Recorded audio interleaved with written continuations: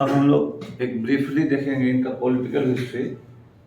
हालांकि उसका उतना आज के समय में कोई बहुत ज़्यादा वैल्यू नहीं है, लेकिन एक प्रीलिम्स के लिए पॉलिटिकल वैल्यू है। और जो राजा इनके हुए, मेन राजा में चंद्रगुप्त मौर्य है, उसका बेटा बिंदुसार है, फिर अशोक है। तो महत्व तीन ही लोगों का है। थोड़ा वो दशरथ का है, लेकिन आगे चल के उतना ज़्यादा महत्व नहीं। जो जेनियोलॉजी है, कभी बताए थे कि चंद्रगुप्त मौर्य है, बिंदुसार है, अशोक है, दशरथ है, संप्राति है, सलीसुका है, देववर्मन है, सातधनवन है और अंतिम राजा बृहद्रथ है। तो 321 ईस्वी पूर्व में डायनेस्टी शुरू होती है और 185 में खत्म हो जाती है। 2 साल का कह के फर्क आता है, कह के 87 रहता है, तो ये डायनेस्टी फिनिश हो जाती है। अशोक की मृत्यु 232 में है। 232 के बाद बहुत ज़्यादा दिन डायनेस्टी नहीं सर्वाइव करती है। यही एक आश्चर्य का विषय ही है कि इतना बड़ा और इतना मजबूत डायनेस्टी इतना जल्दी कोलैप्स कर गया। कोलैप्स करना भी बहुत सारी परिस्थितियों पर डिपेंड करता है। इसमें जो है, जो पहला राजा है वो चंद्रगुप्त मौर्य है। परिशिष्ट वर्णन जो हेमचंद्र ने लिखा है, तो उसके अनुसार पीकॉक टेमर्स जो भी हम बताए, वो मौर्यन जो लोग मोर पालते थे उन्हीं के परिवार से जुड़ा हुआ है। चाणक्य सीरियल में आज से भी आप लोगों ने देखा है कि जब धननंद से चाणक्य की लड़ाई होती है, चाणक्य धननंद को चैलेंज करते हैं और जो फेसबुक पर प्रायः आप कोटेशन पढ़ते रहते हैं कि जो शिक्षक होता है वह सृजन भी करता है तो विनाश भी करता है, बड़े डायलॉग आते रहता है। तो चाणक्य को उसी से जोड़कर देखा जाता है और चाणक्य वचन के रूप में लोग डालते रहते हैं। तो चाणक्य के तंग करके चलते हैं कि हाँ ठीक है, तुमने जितना अपमान करना था अभी तुम्हारा अधिकार है, अभी तुम्हारा समय है, हमारा समय आएगा जब यही शिक्षक तुम्हें डिथ्रोन करेगा। संयोग है, कहा जाता है कि जब पाटलिपुत्र से निकल रहे थे तो उन्होंने चंद्रगुप्त को बच्चों के साथ खेलते हुए देखा। और बचपन में लोग बहुत सारा खेल खेलता, उसमें खेल था राजकिलम, राजा प्रजा का खेल था। और उसमें चंद्रगुप्त जो है राजा की तरह बैठकर अपने साथियों को निर्देश दे रहा था। चाणक्य एक गुणी शिक्षक थे, उन्हें समझ में आ गया कि इस बच्चे में पोटेंशियल है। तो ऐसा होता है, तो उसके पास गए, फिर उसके बारे में पता किया। कहा जाता है उसके नाना के यहाँ गए जो पाटलिपुत्र में रह रहे थे, और उनसे फिर इसे लिया हो या खरीदा हो, ये जो भी हुआ हो, अपने साथ लिया और इसे लेकर फिर चले गए ये तक्षशिला, क्योंकि इस एरिया में रहना संभव नहीं था कि नंदों से लड़ाई थी। तक्षशिला में जाके इसे लंबे समय तक प्रशिक्षण दिया। कहा जाता है कि इसी समय भारत पर एलेक्जेंडर का आक्रमण हुआ और कुछ स्रोतों में कहा जाता है कि एलेक्जेंडर से इसकी मुलाकात भी हुई और संभवतः एलेक्जेंडर भी इसकी क्वालिटी को समझा हो। खैर, एलेक्जेंडर के जाने के बाद उत्तर पश्चिम का पॉलिटिकल स्थिति फिर से कोलैप्स कर गया, क्योंकि लौटते समय ही एलेक्जेंडर की मृत्यु हो गई। एलेक्जेंडर का कोई पुत्र नहीं था। फिर बाद में कन्फ्यूजन रहा, फिर इसके राज्य को इसके सेनापतियों के बीच बांटा गया। तब तक इतिहास बहुत बदल चुका था।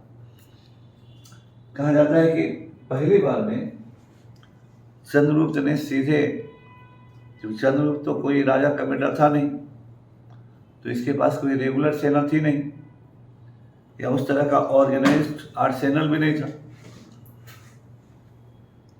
तो उसने सीधे पाटलिपुत्र पर हमला कर दिया, लेकिन हार गया। तो कहा जाता है कि पराजित होकर जब लौट रहा था तो एक झोपड़ी में शरण लिए हुए था। झोपड़ी में एक वृद्धा अपने बच्चे को रोटी खिला रही थी। तो उसने तावे पर से फूला हुआ रोटी बच्चे के थाली में डाला। बच्चे ने उस रोटी को, फूले हुए रोटी को बीच से फोड़ दिया। उसके भाप से उसकी उंगली जल गई। तो वृद्धा ने कहा कि तू भी चंद्रगुप्त है का, किनारे किनारे खाना चाहिए, बीच में जब हाथ डालोगे तो हाथ को तो जलना ही है।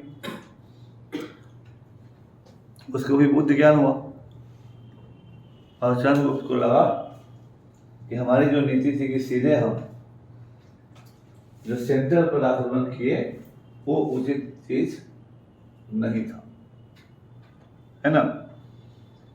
इसके बाद चंद्रगुप्त फिर वापस लौटा। वैसे तो राजा का बेटा था नहीं कि उसके साथ इतने सारे लोग मिल जाएंगे, लेकिन जिस तरह से हम लोग कहते हैं कि बाबर के साथ भी काबुल की गलियों में इधर उधर करने वाले लोग जिनको कोई काम नहीं था, जब बाबर ने कहा कि चलो भारत पर आक्रमण करना है, लूटपाट करना है, तो सभी लोग बोले कि चलो। जब फिर ये बैठे हुए तो एक नेता मिलिए गया, चलते हैं। उसी तरह से यहाँ भी हुआ और यहाँ से तक्षशिला से फिर इधर की ओर चलेगा। तो रास्ते में जितने भी लोगों को पराजित करेगा तो उसकी सेना उसके साथ होती चली जाएगी। और भी जो इस तरह के खाली बैठे हुए लोग होंगे तो चलो हम भी हाथ आजमा लेंगे, बहती गंगा में हाथ धोएंगे। तो यहाँ से जीतते हुए वो इधर की तरफ आता है ना। और यहाँ है पाटलिपुत्र। तो कल भी बताया कि मुद्रा राक्षस जो किताब है,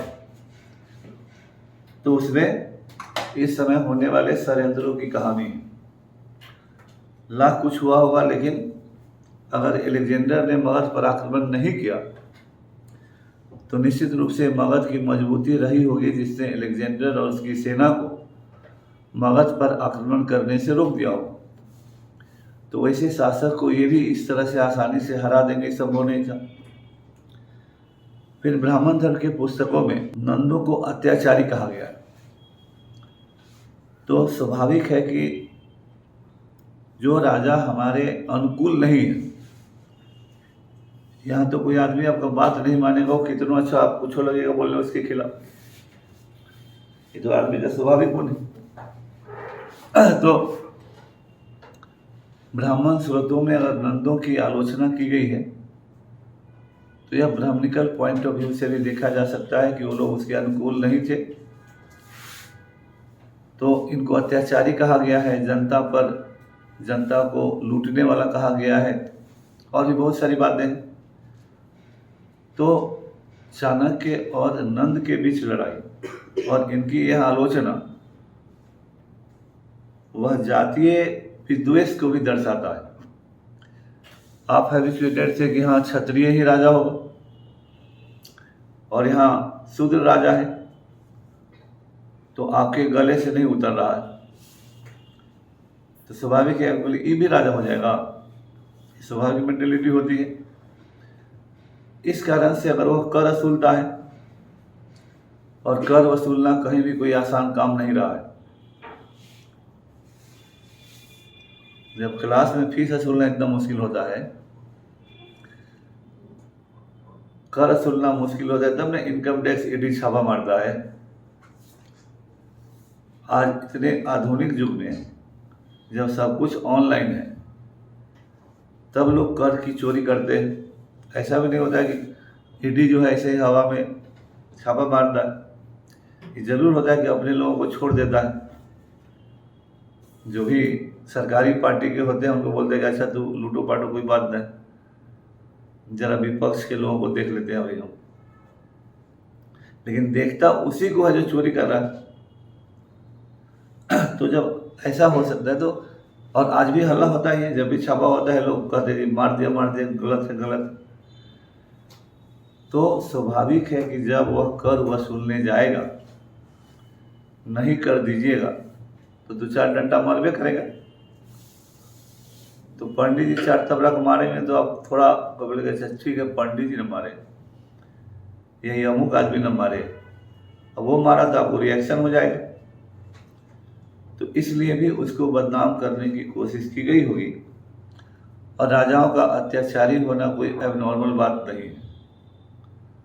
आज सत्ता आते ही या थाने का इंचार्ज जिस दिन दरोगा जी बन जाता है, अपना सब कुछ पीछे का भूल जाता है, एकदम बॉस हो जाता है, और इंचार्ज से हट गया तो फिर लगता है इधर उधर करने। तो जब छोटी सी सत्ता मिलने पर आपके अंदर इतनी तैस आएगी, वो तो राजा है और स्वाभाविक है कि अपने सिस्टम को इम्पोज करने के लिए वह दंडात्मक कार्रवाई करेगा ही। तो आप उसे अलग नज़रिए से देखिएगा तो ये आपका दिक्कत है, ये आपकी परेशानी है। ऐसा ही हुआ होगा नंदों के साथ भी। तो जनता की भावनाओं को भड़काए होंगे लोग फिर, क्योंकि अगर शूद्र एक शूद्र को रिप्लेस करता तो इतना हल्ला नहीं होता। फिर उसका गुरु एक ब्राह्मण है तो जरूर मौर्य लोग शूद्र नहीं रहे हों, है ना। तो खैर, मुद्रा राक्षस में वो सारी बात है किस तरह से राक्षस को चाणक्य ने अपने में मिलाया। और धननंद अत्याचारी रहा होगा क्योंकि राजा स्वाभाविक है कि हर आदमी शरीफ तो हुआ नहीं। तो जन भावना या जन असंतोष भी मौर्यों के साथ प्लस पॉइंट हुआ जो नंदों के खिलाफ था।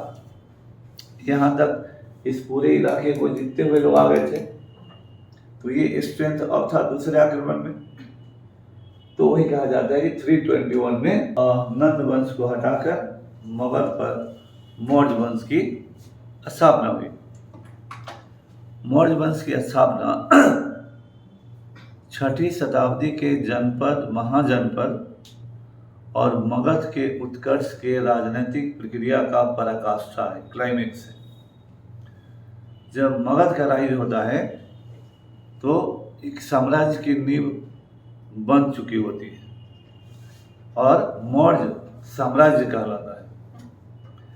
तो भारत का पहला रियल सेंस में साम्राज्य मौर्य साम्राज्य है।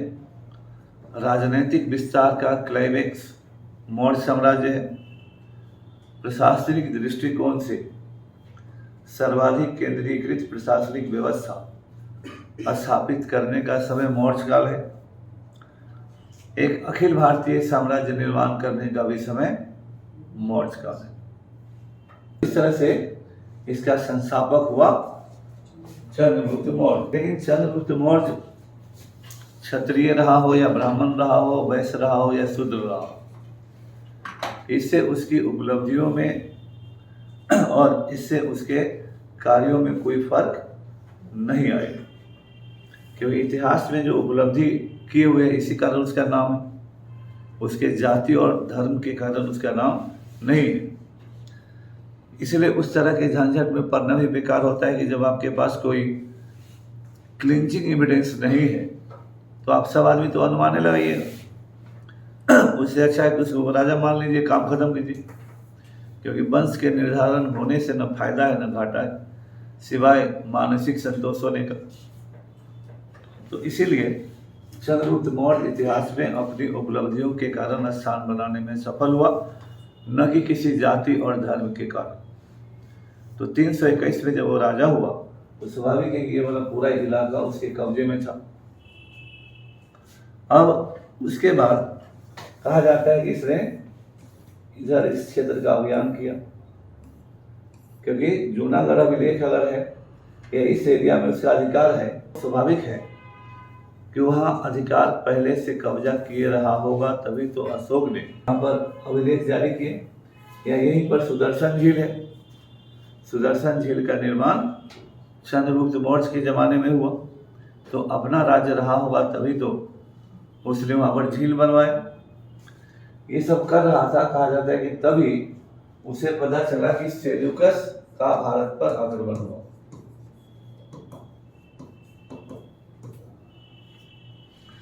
अब जैसे कि पहले बोले, एलेक्जेंडर का कोई बेटा नहीं था। एलेक्जेंडर की मृत्यु होने के बाद एलेक्जेंडर के राज्य उसके सेनापतियों के बीच बांटे गए। इधर वाला इलाका सेल्यूकस को मिला। सेल्यूकस ने अलेक्जेंडर के द्वारा जीते हुए क्षेत्रों पर अपने अधिकार को दोबारा स्थापित करने के लिए फिर कैंपेन किया और उसी क्रम में वो इधर आया।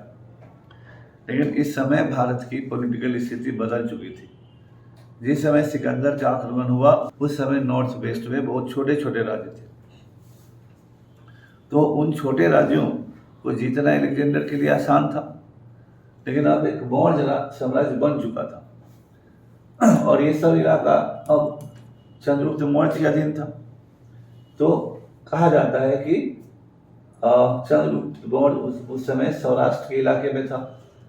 तो जैसे ही पता चला वो इधर चला और सेल्यूकस और चंद्रगुप्त मौर्य के बीच 303 हो या 305 हो, क्योंकि 2 साल का अंत शुरू से चल रहा है डिफरेंस, दोनों के बीच युद्ध हुआ। इस युद्ध में चंद्रगुप्त मौर्य ने सेल्यूकस को पराजित किया। ठीक है, सेल्यूकस हार गया। अब इस पराजय के बाद दोनों के बीच समझौता हुआ। अब उस समझौते में कहा जाता है कि सेल्यूकस ने चंद्रगुप्त मौर्य को काबुल, कंधार, हेरात और बल्ख, काबुल, कंधार, हेरात और बल्ख का हिस्सा दिया। चंद्रगुप्त मौर्य ने सेल्यूकस को 500 हाथी और अन्य बहुमूल्य उपहार दिए। दोनों के बीच वैवाहिक संबंध स्थापित हुए और बाद में उसी के द्वारा भेजा गया दूत मेगासनीज चंद्रगुप्त के दरबार में आया। अब यहाँ पर एक बात ये होता है कि दोनों के बीच वैवाहिक संबंध स्थापित हुए, तो समकालीन स्रोतों में नहीं है कि कौन किसकी बेटी से ब्याह किया, लेकिन परंपरा ये रही है कि हारे हुए राजा की बेटी से जीते हुए राजा का ब्याह होता है। उस आधार पर ही लोगों ने लिखना शुरू किया कि सेल्यूकस की बेटी से चंद्रगुप्त मौर्य का ब्याह हुआ। दोनों के बीच फ्रेंडली रिलेशन तो हो ही गए और बाद में जयशंकर प्रसाद गुप्त ने चंद्रगुप्त पर नाटक लिखा है और उसमें उसकी बेटी को हेलेना नाम दे दिया। तो स्वाभाविक है कि जो आप लिखिएगा तो आप अपने को सीनियर बना के रखिएगा, और इस चीज़ में सीनियरिटी और ये सब मायने इसी में रखता है कि जो सीनियर या जो ज़्यादा शक्तिशाली हुआ वो कमज़ोर की बेटी से ब्याह करेगा। तो इसीलिए मान लिया कि चंद्रगुप्त का ब्याह सेल्यूकस की बेटी के साथ हुआ। लेकिन इस ब्याह के बाद से ही मौर्य साम्राज्य यहाँ तक चला गया। तो आज का जो अफगानिस्तान है वो पहली बार भारत से रूल हुआ, और पाटलिपुत्र से तो पहली बार और अंतिम बार। तो जिस शहर में आप बैठे हैं तो मामूली शहर नहीं रहा। हालांकि इस शहर में ऐतिहासिक अनुभूति होती नहीं तो कोई कल्चरल इंटरेस्ट का आदमी रहता तो पाटलिपुत्र को अगर प्राचीन पाटलिपुत्र की तरह इसको भी सजा देता तो हर तरफ इतिहास झलकता। कहीं भी जिस तरह से मेगासनीज ने या पायान ने या वेनसांग ने या और भी लोगों ने पाटलिपुत्र का वर्णन किया है, और पटना के सभी क्षेत्रों में उस तरह की कलाकृति या जो भवन वगैरह है निर्माण, तो जहाँ से जाते कहीं चाणक्य दिखता, कहीं चंद्रगुप्त दिखता, कहीं अशोक दिखता है ना, कहीं यक्षिणी दिखती, कहीं कुछ दिखता। तो यह भी पटना भी संसार के सर्वोत्तम शहरों में एक शहर रहा। तो यहाँ की पॉलिटिकल लीडरशिप को इसका कोई मतलब है नहीं, इससे वोट तो मिलेगा नहीं।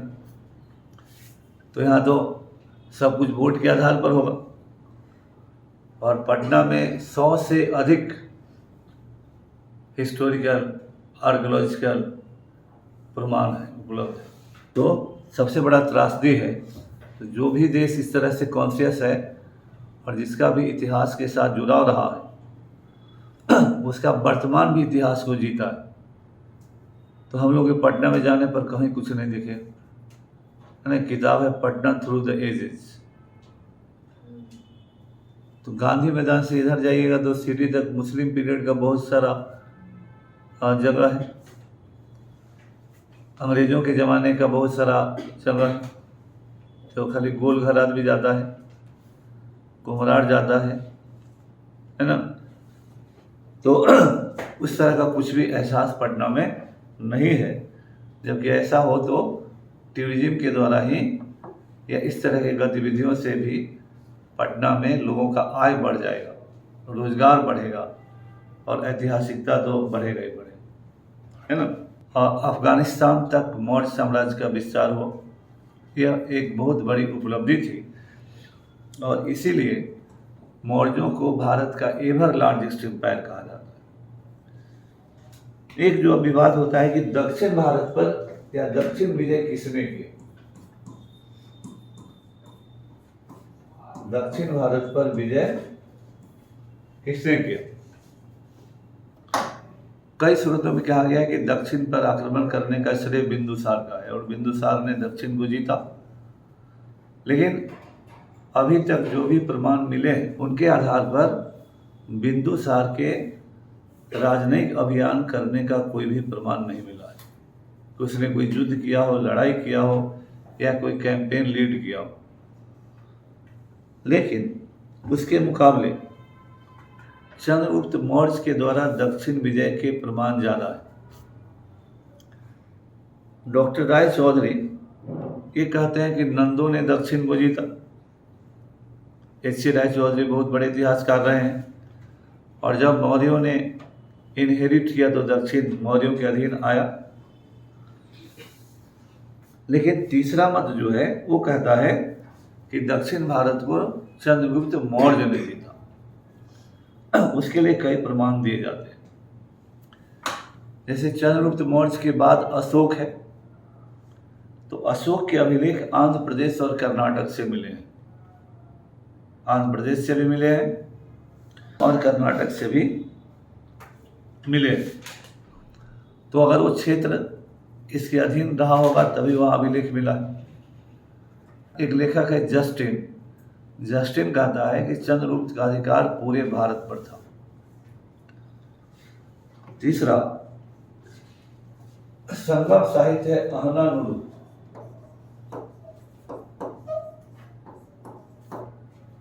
और पुरनानुरू। अहनानुरू और पुरनानुरू, इन दोनों ही किताबों में कहा गया कि चंद्र नामक राजा की सेना उत्तर से आई और दक्षिण पर इस तरह से छा गई जिस तरह से आकाश में बादल छा जाते हैं मेघ होने से पहले। तो इस समय अगर चंद्र नाम के शासक का कोई तुलना किया, केवल वो चंद्र लिखते हैं, चंद्रगुप्त या चंद्र मौर्य ऐसा नहीं। लेकिन अगर इसके कंटेक्स्ट व टाइमिंग को समझा जाए तो इस पीरियड में संगम साहित्य की रचना हुई है, उस समय चंद्रगुप्त मौर्य के अलावे और कोई राजा नहीं हो सकता जो इतना बड़ा कैंपेन करे। और जब चंद्रगुप्त मौर्य का अधिकार सौराष्ट्र यानी महाराष्ट्र तक हो चुका था तो दक्षिण भारत जाना कोई बहुत बड़ी मुश्किल का चीज़ नहीं था, है ना। तो जो हिस्टोरिकल एविडेंस उभर कर आते हैं उसके अनुसार दक्षिण भारत पर भी ये अभियान करने का श्रेय चंद्रगुप्त मौर्य को ही जाता है। पश्चिमोत्तर भारत नॉर्थ वेस्ट, इसमें पहले ही बताया कि ये सब सौराष्ट्र वाला, ये सब महाराष्ट्र वाला इलाके पर, गुजरात राजस्थान इलाके पर, ये सब जीतने का श्रेय भी चंद्रगुप्त को ही जाता है, क्योंकि सुदर्शन झील का निर्माण इसी के गवर्नर ने करवाया। फिर रुद्रदमन ने भी जो अभिलेख, जूनागढ़ अभिलेख जो इसी के अभिलेख पर लिखा गया, उसमें भी इस बात को माना जाता है। तो एक तरह से नॉर्थ वेस्ट से लेकर, इस पूरे इलाके से लेकर और इस दक्षिण तक, ये सब इलाका, केवल आप यहाँ उड़ीसा छोड़ दीजिए, तो सभी इलाके पर कब्जा चंद्रगुप्त मौर्य के ज़माने में ही। कलिंग पर क्यों नहीं कब्जा हुआ, इसमें कहना थोड़ा मुश्किल है। हो सकता है कलिंग मजबूत राज्य रहा हो, या किसी कारणवश कलिंग पर इन लोगों ने कब्जा चंद्रगुप्त ने नहीं किया, बिंदुसार ने नहीं किया, और आगे चलकर अशोक करेगा। एक बात और याद रहे कि नॉर्थ वेस्ट को यूनानियों से मुक्त करवाने के कारण इतिहास में चंद्रगुप्त मौर्य को मुक्तिदाता कहा गया है, द लिबरेटर।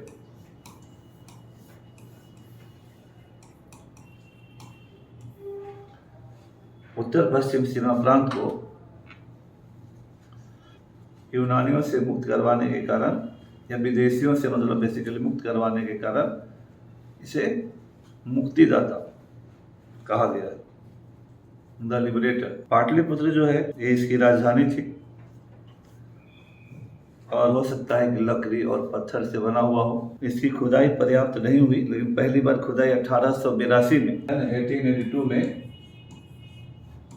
एक अंग्रेज ब्रेडेन के द्वारा हुई। फिर हमने कहा कि जैन परंपरा के अनुसार मगध में जब अकाल आया तो चंद्रगुप्त जैन साधु भद्रबाहु के साथ दक्षिण चला गया, और श्रवणबेलगोला में चंद्रगिरी पर्वत पर संलेखा करते हुए, यानी भूख हड़ताल अनशन करते हुए उसने अपना प्राण किया।